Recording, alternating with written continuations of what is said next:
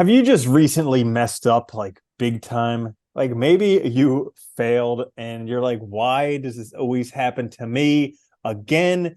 Come on, can I ever get it right? Well, you're in luck because today's episode, we're going to talk about how to handle failure. This is the Existential Stoic podcast. I'm Randy. That's Danny. What's going on, Danny? What's up, Randy?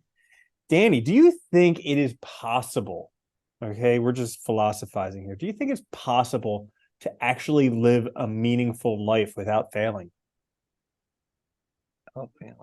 No, because that would assume that you haven't tried really anything, right? I mean, I think this is something we forget with failure, which is like failure implies that you're trying either new things or things you're not like an expert at. And so I think like to have a meaningful life, you got to keep developing and doing things and trying things out and learning, and that takes failure, It's just part Mm-hmm. of the territory. Yeah, and Can't get that's rid of that's the bitch of it is that learning, we it. learn Yeah. through pain. So like Yeah. if you're not failing, you're not in pain and then you're not learning. So anyways. And it's funny too, because it's funny that we teach everybody you gotta get it, you gotta get the best. And it's like, well, that like doesn't teach you how to learn though. Mm-hmm. It's really funny. Like you either like, it's a sliding scale, I think, when we're talking about this, how much you get out of it. Mm. Wouldn't that be Yeah. interesting if at school, instead of like the A students getting the best grades, it was the students who did the worst initially and who improved the most that got the best grades? And the Or ones like who if just did well, did fantastic work the whole time, they just got mediocre grades.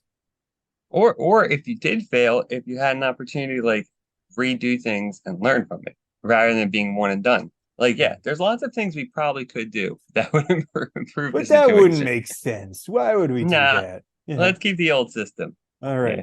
right. Well, that being said, we're each going to share a few quick tips for how to handle failure, how to deal with it. My first one is whenever you fail, remember it comes with the territory. You're not going to be able to succeed without failing, at least at some time. And I remember in the Tao Te Ching, he said that, whether you're going up the ladder or down the ladder, either way, it's a precarious situation. And Yeah. so, like, whether you're failing or succeeding, either way, it's precarious. So, have caution because success may actually be worse than failure. I love Taoism. It's chock full of like good saying. Um, no, I like that too because it does come with the territory. And like we said at the beginning, like you're not doing anything new unless have the potential to fail. So it's helpful to remind yourself that because it just lessens the pain of it, and you can kind of look at it differently. And perspective's everything, Mm-hmm. I like that one. My first one is, know what you really want, and then you can walk away when you need to or when it's right for you. Because I think I noticed like my own life, one of the things I struggled with most was especially when I didn't know the direction I was going and I would get upset with failing. But the reality was I didn't really even want those things. So like, you have to know what you want to use your yes and no to make choices. And I think it's very helpful with failure because you know when like this doesn't matter to me. Let's move on to something that matters.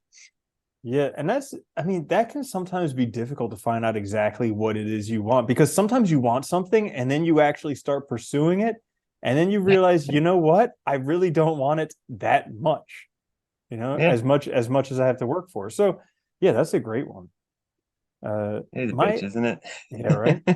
My next one for how to handle failure is find the lesson. There's a saying that it's okay to lose, just don't lose the lesson.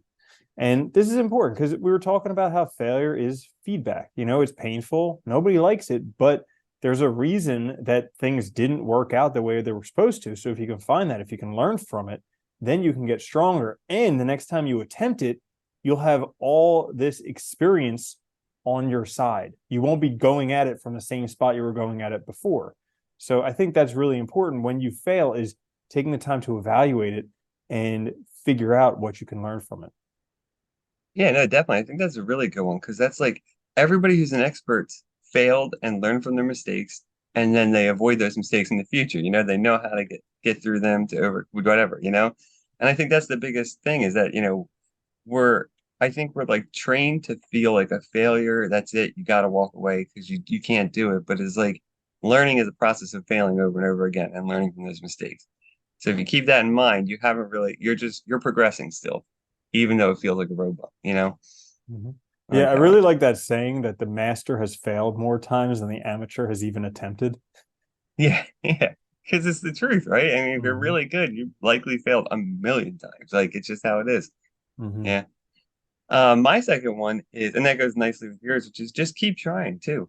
I mean, I think the most important thing to keep in mind is you really only fail when you give up, like when you're no longer pursuing it. Sometimes that's good and healthy. Sometimes, though, if you really want something, you just keep going and just keep learning from those mistakes and keep moving forward.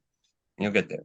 Yeah, I mean that's a great one. You just do it until, and anything worth being good at is worth being bad at until you can get to be good at it, you know? So you just have to take it And with the most territory. things that are worth it require some failure along the way. They really Mm. do. Like, Yeah. So my last one is very counterintuitive to like all the advice I've ever heard on failure, but I think it is kind of important. And it is take the time to lick your wounds. So like hmm. when you fail, everybody's like, get back on the horse, just, keep going, power, grind, and it's just like, well, you know what? Maybe that's not the right thing for you at the moment. Like you failed. Okay. It hurts. Okay. Take the time to address that instead of like burying it and having this wound that's going to trigger you for the rest of your life every time that Yeah. same thing happens. Like take the time to give yourself some compassion, some kindness, to regroup, maybe to learn some lessons, and then move forward. It's funny too. I think that's really important because you also like, at least in my own experience, like a lot of times when we fail, we're also really worried about perception, like how others see us. And if you give yourself a chance to lick your wounds, you realize that most people probably don't even realize it or think that much about it or care that much too. It gives you a chance to kind of get through that emotional hurdle where you're blaming yourself and stuff, because that only gets in the way too of your progress forward afterwards. Like you really can't commit to like getting over whatever obstacle you face until you do that, and I think that's a really good one. Because I've had that happen in the past. Like, I mean, I remember when I was starting out in academia, like I gave some bad talks and stuff, and like I felt really bad about it. But like giving myself a chance to like think it through and reflect on it, I realized it wasn't that big of a deal either. And then I was learning, it is what it is. So you just go back to it and you feel much better about it.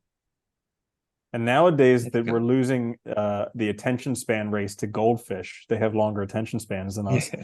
It's not gonna. People aren't Really? gonna. Yeah, Yeah, it that's used true. to They be. probably do.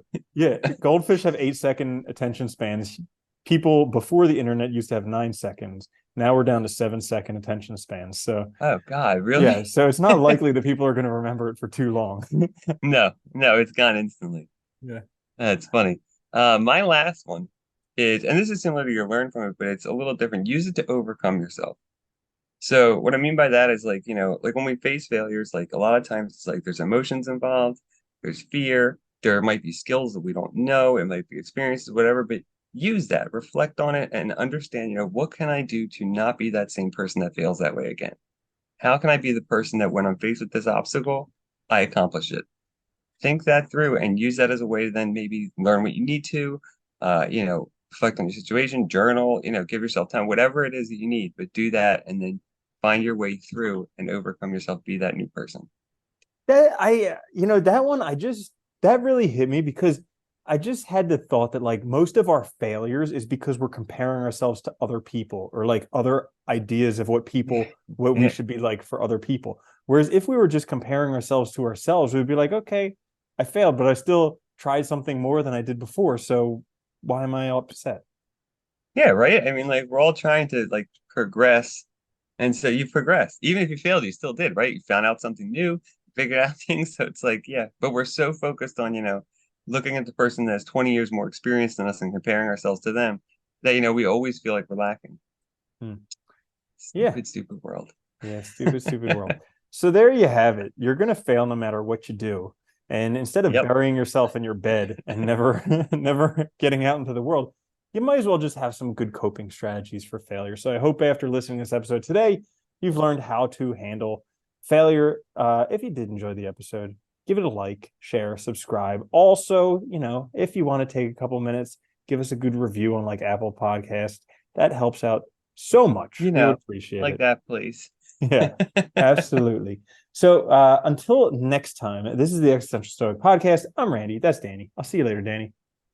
Later, Randy.